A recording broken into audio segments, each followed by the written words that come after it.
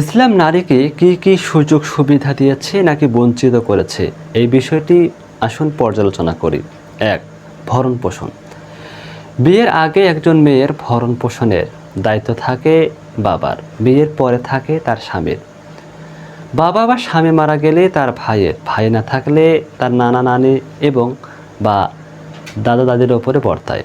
নিজের ভরণ পোষণের জন্য কাজ করতে বাধ্য করেনি ইসলাম নারীকে, তবে চাইলে কাজ করতে পারে।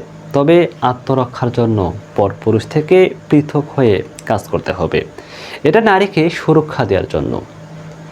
এমনকি তার কষ্টের টাকা স্বামী বা তার পিতামাতার জন্য ব্যয় করা বাধ্যতামূলক নয়। কিন্তু পুরুষের রোজগারের টাকা স্ত্রী, সন্তান, পিতামাতার ভরণ পোষণের জন্য খরচ করা বাধ্যতামূলক। ২. মোহরের বিধান। ইসলামে পুরুষের জন্য মোহর দেয়া বাধ্যতামূলক, কিন্তু একজন পুরুষ একটি টাকাও বিবাহ উপলক্ষে চেয়ে নিতে পারবে না। ৩ নম্বর, সম্পদের ভাগ। পিতা মারা গেলে ৩ ভাগের ১ ভাগ, মা মারা গেলে ২ ভাগের ১ ভাগ, স্বামী মারা গেলে সন্তান না থাকলে ৪ ভাগের ১ ভাগ, সন্তান থাকলেও ৮ ভাগের ১ ভাগ পাবে। মা জীবিত অবস্থায় সন্তান মারা গেলে ৬ ভাগের ১ ভাগ পাবে। অনেক জায়গা থেকে নারীরা সম্পত্তির ভাগ পাবে। ইসলামের আইন অনুযায়ী এই সম্পদের ভাগ একমাত্র তার, কিন্তু তার উপর ভরণ পোষণের দায়িত্ব দেওয়া হয়নি। কিছু ক্ষেত্রে পুরুষেরা বেশি সম্পত্তি পায় নারীদের থেকে, তবে এই সম্পদ সকলের প্রয়োজনে খরচ করতে হবে। স্ত্রী, সন্তান, বৃদ্ধ পিতামাতা, গরিব, মিসকিন, অসহায় সকলের হক আদায় করতে হবে নিজের সম্পদ থেকে। স্ত্রীকে ঘুরতে নিয়ে যেতে হবে, এটা স্ত্রীর হক। অসুস্থ হলে চিকিৎসা দেয়া, রান্নায় সহযোগিতা করা, একটা বালিশে দুজন ঘুমানো, যত পারেন মন খুলে হাসি ঠাট্টা ও প্রেমের গল্প করা, চোখের দিকে তাকিয়ে থাকা, চুল আছড়ে দেয়া, যে কোনো বিষয়ে স্ত্রীর সাথে পরামর্শ করা, বিভিন্ন জিনিস তাকে উপহার দেয়া, হাত খরচের জন্য টাকা দেয়া, ঈদের সময় সালামি দিয়ে খুশি করা, তার পিতামাতা সকলের সাথে সুসম্পর্ক বজায় রাখা ইত্যাদি বহু বিষয় একজন আদর্শ স্বামীর কর্তব্য এবং নবীজির সুন্নাহ। পবিত্র কোরআনে নারীকে শস্যক্ষেত্র বলা হয়েছে, সূরা বাকারা 223 নম্বর আয়াত। তো এই আয়াতের উদ্দেশ্য, একজন কৃষক যেমন খুব সুন্দর যত্ন করে বিভিন্ন কষ্ট ও পরিচর্যার মাধ্যমে ফসলকে আগলে রাখে, সেভাবে নারীকে আগলে রাখতে বলা হয়েছে। হাদিসে বর্ণিত হয়েছে, কোনো নারী যদি মন থেকে সাক্ষী দেয় তার স্বামী খুব ভালো ও পরহেজগার, সে লোকটি জান্নাতি। নারীদের জন্য জিহাদ করা ফরজ করা হয়নি। 4টি কাজ করলে নারীরা জান্নাতি হতে পারবে: নামাজ, রোজা, লজ্জাস্থানের হেফাজত, স্বামীর আনুগত্য। এই 4টি আমল করলে জান্নাতের 8টি দরজা খোলা থাকবে। আরেকটি বিষয় পর্দা। বিশেষ করে পর্দার বিষয়ে সমালোচনা বেশি হয়। পর্দা হচ্ছে নারীর সুরক্ষার জন্য। পরপুরুষের সামনে সৌন্দর্য প্রকাশ করতে নিষেধ করা হয়েছে ইসলামে। কয়েকটি কারণ: 1. সুন্দরী মেয়েদের দেখে বাড়ির স্ত্রীর প্রতি অবহেলা চলে আসবে, সংসারে বিভিন্ন অশান্তি সৃষ্টি হবে। 2. সবাই সুন্দরী মেয়েদের পিছনে ছুটবে, বাকিরা অবহেলিত অবস্থায় পড়ে থাকবে। তারা নিজেদেরকে মূল্যহীন বলে মনে করবে, টাকার চুক্তি করে জামাই খুঁজতে হবে। 3 নম্বর, সমাজে মেয়েরা মূল্যহীন হয়ে পড়বে।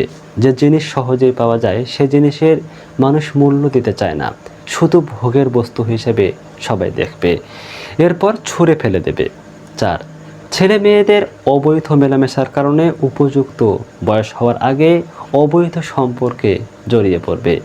পিতামাতার অবাধ্য হওয়া, ঘর ছাড়া, বাড়ি ছাড়া, ঘুম নষ্ট, সময় নষ্ট ইত্যাদি বহু বিষয় যা আলোচনা করে শেষ হবে না।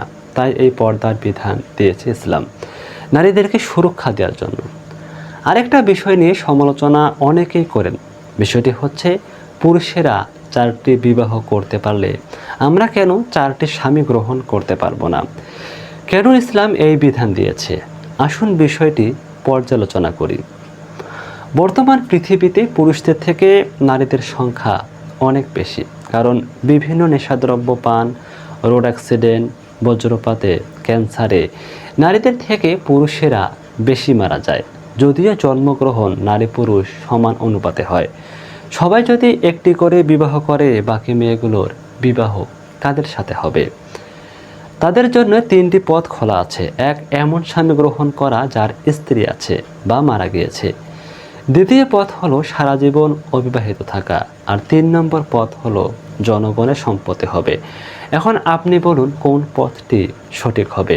প্রথম পথ গ্রহণ করলে আপনি স্ত্রীর মর্যাদা পাবেন, আর ইসলামে কঠোরভাবে সকল স্ত্রীকে সমান অধিকার দিতে বলা হয়েছে। দ্বিতীয় পথ গ্রহণ করলে আপনার আশ্রয় কোথায় হবে? বিবাহ না করার কারণে আপনার কোনো সন্তান হবে না এবং আপনার পিতামাতাও আপনার আগেই মারা যাবে। আপনি আশ্রয় কোথায় নেবেন? একটু চিন্তা করুন তো। 3 নম্বর পথ গ্রহণ করলে তাহলে আপনার সৌন্দর্য চলে গেলে সবাই আপনাকে ছুঁড়ে ফেলে দেবে আবর্জনার মতো। এখন আপনি বলুন এই 3 পথের মধ্যে কোন পথ সঠিক হবে? এই বিধান মহান আল্লাহ কল্যাণের জন্য দিয়েছেন নাকি অকল্যাণের জন্য? চিন্তা করুন।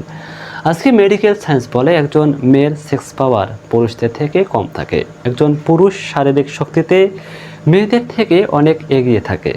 যদি একটা মেয়ে 4 জন স্বামী গ্রহণ করে থাকে, যদি তার সন্তান হয়, তাহলে 4 জন স্বামীর মধ্যে কোন স্বামীর সন্তান হিসেবে তাকে অবহিত করবেন? একটু চিন্তা করুন তো।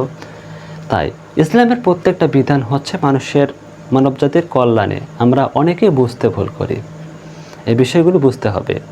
তো ইসলাম কি পুরুষদেরকে ঠকিয়েছে? জানতে এর দ্বিতীয় পর্বটি দেখতে পারেন। ধন্যবাদ।